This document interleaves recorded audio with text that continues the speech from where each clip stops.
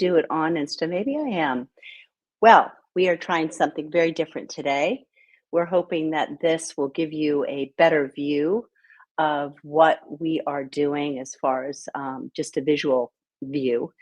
I'm super happy to be here. My name is Sarah Broussard. For those of you that have not met me before on virtually met me on Instagram or YouTube, I'm so happy to be here with you. This is part of an 11-week book study that I decided to do because it has been about 6 years since I wrote my book. And I have the stirrings of another book coming forth in me. And I really wanted to review this, and I wanted to review it with you. My team and I, we were like, well, why wouldn't we do this with our audience? So we're thrilled to be here. I have the support of Amy and Sarah. Sarah's not here today, but Amy sure is.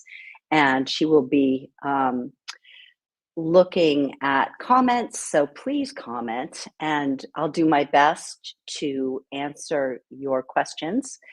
But I would like to just start by so far. So, my book, Inside, A Guide to the Resources Within.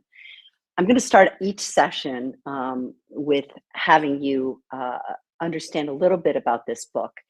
What I feel this book has done very well is that it's not a book that is here to tell you what to do as far as spiritual practice. It's not that book, and nor should any book, because that's so extraordinarily personal to each of us. What I find this book does well is it guides you towards being in practice. And that is very important. How do we find a way to consistent practice? So I'm thrilled that so many of you have had an experience that feels really strong based on what you've done as far as staying in consistent practice, because that's where real change happens. Yep, that's where it all happens. So, week 3, this chapter is called Waking Up to Myself. And we're going to dive in here to some of the concepts of what this chapter brings. But before we do that, I want to just do a quick review of what we've done in week 1 and week 2. In week 1, that chapter is really based around becoming an explorer of your inner world. And I talk a lot in that chapter about learning the language of your inner world. We become very fluent, right, in our experience of the outer world. Most of us, as we begin this path of healing, aren't quite as experienced in reading the language of our inner world at a physical, emotional, mental, or spiritual level. So that's number 1. That's really where we have to start. Another thought there is wherever you are right now is exactly where you're supposed to be. So this is a mantra I say often because it soothes me to know that even if my life looks messy or edgy or, totally disruptive, it's exactly where I'm supposed to be, because anything like that is going to stir me towards change. It's going to steer you towards change, because when we notice that kind of disruption and suffering in ourselves, we are motivated to move to some place that feels better and more aligned with our heart and our energy. The other point in chapter 1 is healing our lives takes a strong commitment to overcoming our most difficult experiences. And until we do this, we are stuck living within the limitations of pain. That is a really important thing right there, right? Because when we are cycling through suffering and sadness and blaming, instead of actually looking at what's going on inside of us and saying, well, I'm really the common denominator here. right? Because when there's disruption, it could be an interaction with this person, another person, different people, very same kind of energy. So when we actually are strong enough to say, wow, you know what? Um, I'm the common denominator here. These are experiences that I'm drawing in, and I therefore have something that I can do about it. Because when we don't, when we stay stuck in that place of trying to control the outer world, this is that sentence. Until we do look inside, we are stuck living within the limitations of pain. Because right, there's nothing we can do about them, that world outside of us.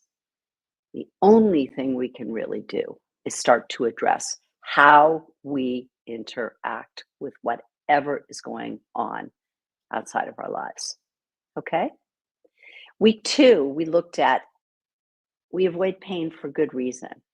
When we are not strong enough to look at our greatest fears, we do everything possible to escape what frightens us most. This is reality. And this is one of the reasons that I am actively assessing when I'm working with people or in my own life. I'm actively assessing how much available energy I have or my clients have for doing this hard work of their life. If they don't, if I don't, hard work or addressing my self-care looks like tending to myself, getting a lot of rest, getting nourishment, really addressing the fact that right now, energetically, I don't have the energy. And until I do, it's going to be tiny, tiny steps of healing. That's so important. So important. So know where you are energetically before you take something on. Next, this whole concept of you are the expert on you. This is what we're doing. When we learn the language of our inner world, when we learn how to navigate our sensations physically, our emotions, and really come to a place of understanding what makes us happiest and what makes us saddest, and how we can do more of what makes us happy and less of what makes us sad, we start to understand how we meet our life. And that is really what makes you the expert on you. And nobody else will be a better read on that than you. No one. No one. I go on to say so often we don't believe in our own power. Yeah, right. Because when we're stuck in the limitations of pain, right, we are worn out because we are trying to control or manhandle something we will never be able to control. And that burns us out. So when we don't believe in our own power and we don't take the first steps towards bringing our focus inward rather than outward, we lose touch with that part of ourselves that believes we can change how life looks. Becoming fluent in the inner language of your life depends on how you feel in your body, what the circumstances feel like, how you interact with how they feel, what boundaries you set to support yourself. This allows you to become curious about what's going on inside, how the body feels. Because truthfully, I really believe that the body is the truth teller. So we've really got to stand by that and connect to the physical aspects of our life, because the mind, as useful and as extraordinary as it is, it's not the power of the intellect to tell us how we're going to interact interact with our life. It's really something that we have to get a hold of, address from our heart, address from our bodies, address from a place that isn't really based around the mind, because the mind can get us in trouble, right? The mind can tell us all sorts of things that aren't true. And when we are not strong, the mind is doing what it thinks it should be doing, which is basically keeping us alive and keeping us protected. So we have to go somewhere else to start looking deeper into this. And that is the body. That is the body, because the body knows. It's a complicated concept. So hold it lightly, if you will. But I would like you to just take that idea with you today. The body is the truth teller. Okay? So that's week 1 and week 2. That's what we've covered. And I encourage you to write any notes down that I'm speaking to, because you will know those are important to you. And if you have something you'd like to drop into a DM for me or an email, um, because you have a question or you're curious about something, please do that. Okay. I want to talk today a little bit about my own personal transformation, because really it unfolded for me many, many years ago. Beginning when I was 13, there was an early trauma of my parents, the loss of my parents, let's put it that way. My mom left our family and my dad died. And this was a really, really difficult time in my life. And I was young and I was in survival mode. And I would really explain this time of my life as being, I characterize it like a lot of anger, a lot of victimhood, a lot of sadness, a lot of defensiveness. I wasn't that person to lay down and have things happen. I really acted out. It was like I fought it. I fought it because it was so difficult. I was so mad. It was like, this isn't how it was. Why did this happen? And truthfully, for a long time, I was trapped in that cycle of suffering, like I spoke about earlier. I was trapped in the limitations of my pain, unable to move forward and heal. So, the thing that's something about this is that, I was doing an interview yesterday for somebody's summit, and he asked me, like, how long were you in that place? And I was in that place for, boy, I mean, probably almost, 19, 20 years. Yeah. And the interesting thing about that time in my life is what I did was I just put this veneer on myself that was impenetrable. It was like, I am not going to let anybody see the shame I feel as somebody that was left. So I'm going to make this look as good as it possibly can look. So no one will know my shame and no one will ever leave me again. Did I know that that's what I was doing at that time? No, I didn't. But that was my inclination. That's what my brain, right? That's what my ego did to protect me, because that's the job of the ego. And I would say it did a pretty darn good job until it no longer worked. When it stopped working, it appeared in my life as physical, really like a physical breakdown.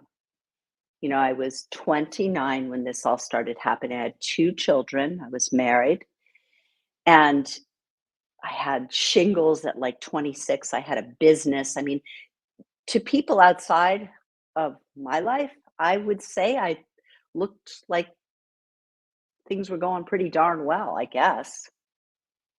But what happened was these physical disorders, and then ultimately what happened was this really intense bout with pneumonia where I was in bed for 3 weeks. And I'll tell you, when you are having trouble breathing, you wake up. You wake up to your life pretty fast. And I did. I did.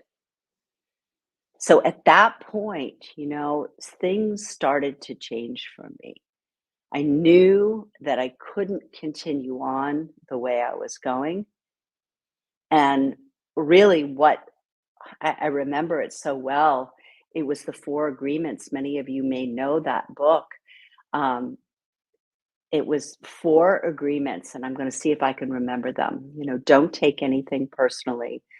Always do your best, and your best will change all the time. Don't make assumptions. And I can't remember the fourth one, but there were four of them, just very clear, like those three I mentioned. And I just did that. I just applied these agreements to my life slowly. So when there was difficulty, what I would do is I'd have my little agreements. I'd have a laminated little card, and I'd pull them out and I'd be like, "Did you take this personally?" And it was like, "Yeah." "And where are you feeling this in your body?" It was like my heart, my belly. And I just started to really integrate this learning at four, I call them in the book the four elements: the physical, the emotional, mental, and the spiritual. So it wasn't like I was out there trying to figure this out. It was like, where are you feeling this? Are you doing this? I was very active in asking myself, what is your participation in this event? Was that easy? No, it wasn't easy at all because I was so used to blaming. I was so used to blaming others or other situations. But when I started to feel like I had some accountability and that there was actually something that I could do to change this just by getting curious and asking these questions, life started to shift. So I kept going. And this is the thing, right? When you start on this path, I really try to impress this to my audiences and to my clients. This might all be great information for you or not, right? But I always say it's nothing until it's your experience. Because once it's your experience, you have that same kind of integration that I was just talking about. Like, oh, where am I feeling this in my body? And that could be a negative feeling, like a contraction or sharp feeling or shortness of breath or a tight belly. Or once you take that inquiry in and do something about how you're feeling, maybe it's an opening, right? Maybe those shoulders let go and you just have this experience of feeling maybe more open than you've ever felt. Now that makes me, I don't know about you, but that makes me want to continue on. And what any transformation or change is dependent on is consistent practice, right? It's just like if you want to get strong, or you want to experience good health, you're eating well, not once in a while. You're eating well consciously. You're paying attention to how you're breathing, how you're eating, how you're sleeping. not not once in a while, but all the time. And this starts to open up doors of healing and growth. It's pretty astounding, really. Yeah. I write here, over time, this shift from external dependency to internal strength gave me a stable foundation for facing challenges. I found liberation in not needing to control outer conditions, but instead focusing on inner resources for strength and stability. So that's the shift, right? That's the shift that we're talking about is now, even if it doesn't happen immediately, because, in the beginning, let's face it, you're going to go back to what's familiar for you, right? So that external dependency is familiar to you. You're going to go back, but like what I did was, but wait. Yeah, but that's the path going nowhere. It doesn't do anything. There's nothing there for me. So wait, what do I have to do then? Oh, yes, this is what I'm doing right now. I'm going to do that and see where that takes me, even if it's foreign and it feels like I'm not entirely sure what this will do. There is promise here. There's adventure here. There's curiosity here because it's not a path that you've led. And there's liberation here. Okay. I say my journey started in earnest. I love that term, started in earnest. Because for me, it's like I can dabble a little. It's like, oh, I'll hear something and it's like, wow, that's really cool. I'm really interested in that.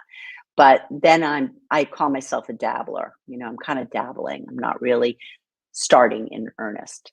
So when I started in earnest, I learned how to overcome blame and take personal responsibility. Initially, I found myself struggling with blaming others for my difficulties and perceiving myself as a victim of my circumstances, which trapped me in a continuous cycle of pain and stagnation. Yeah. So I have many, many stories in the book that talk to how I broke through this, and there's too many to go into in just a half an hour event like this. But I really urge you, if you are interested in this, that you read the book, um, because if this sounds like something you are struggling with, although your story will be different than my story, it may give you some understanding of how to take the next steps towards learning, number one, the language of your inner world, and number two, how you can start to trust that inner world and not put all your power in the outer circumstances of your life. Finally, I am talking here about embracing this new perspective. I began to take ownership of my life, recognizing that I had control over my reactions to life's events. This shift in mindset allowed me to break free from being emotionally unsuccessful and to cultivate resilience. So, shout out to all of you that possibly are emotionally sensitive. I consider myself highly emotionally sensitive. And there was a day where that was really not my superpower because it got me into trouble. And it wore me down because it was just looping in this suffering. But now, you know, having the experience I have with this kind of healing, and believe me, you just keep on going, keep on practicing these. I would just say these incredible words. Like I liken it to like learning a new language, right? It's like every time you learn another phrase or another word, you start to have more nuances around how you interact with the language. Well, it's the same thing. Once you start to learn about yourself and learn about these sensations and get curious about what's happening on the inside rather than pushing away or getting frustrated with what shows up, you hold these experiences, you hold your highly sensitive ways as a superpower because you've got insights that many don't. Let's just put it that way. And that's a beautiful thing. It's a beautiful thing. I started viewing my daily complaints as opportunities for self improvement rather than signs of doom. I fostered greater self awareness and growth by adopting a broader, more holistic meaning all of the elements and all of my life, adopting a broader, more holistic view of my existence as a soul on a continual journey. Yeah. So, I am going to point you to a beautiful meditation that I have on my website. And um, that website is sarahbrassard.com. And it is called Safe Haven. And I really feel like it's a great place to start because for so many of us that have dealt with really difficult situations in our life, sometimes it's hard to get beyond, right, the veil of sadness and trauma. So having a visual, having a meditation that offers you a visual opens up receptors of the mind that can remember the softness, the loveliness of an experience through meditation. So it's like once you experience a meditation like that, your brain goes, wow, okay, so that's what it feels like. That's what it feels like to hold this kind of sweet experience. And once you have that experience through meditation or actually out in life, wherever it might be, you can go back to it. You can go back to it. So I thank you so very much for being with me today. I went a little longer, I think, than I usually do, but I had a lot to say today. So I'm really super happy to be doing this with you and so grateful for you showing up. And have yourself a beautiful evening or a beautiful afternoon or a beautiful morning, wherever you might be. Peace, peace, blessed peace.